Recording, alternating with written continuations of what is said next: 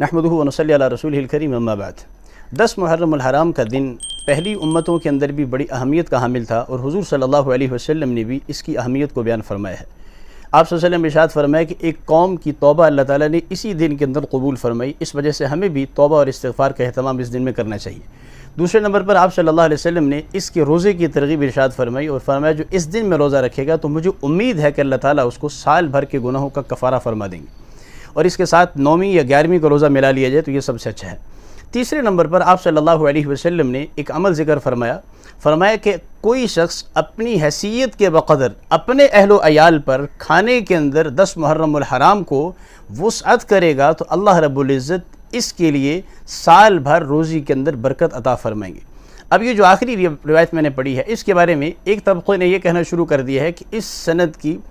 اس روایت کی سند ضعیف ہے، لہذا اس پر عمل نہیں کرنا چاہیے۔ پہلی گزارش تو یہ ہے کہ ہر ضعیف پر عمل چھوڑا نہیں جاتا۔ دوسری گزارش یہ ہے کہ اس روایت کی ایک سند نہیں ہے کہ ہم اس کو ضعیف کہہ کے چھوڑ دیں، بلکہ ایک سند بھی ہے، ساتھ ایک سے زائد اسناد بھی موجود ہیں، اور ضابطہ علوم الحدیث کا یہ ہے کہ جب ایک ہی روایت کے بارے میں ایک سے زیادہ اسناد آ جاتی ہیں تو آپس میں جڑ کر اس کے ضعف کو، اس کے ضعیف والے پن کو ختم کر کے اس کو حسن درجے میں لے جاتی ہے۔ لہذا یہ حسن درجے کی روایت ہے اور اس پر عمل کرنے میں کوئی کسی قسم کے ہمیں شک و شبہ نہیں ہونا چاہیے، اس وجہ سے اس کے مطابق عمل کرنا چاہیے۔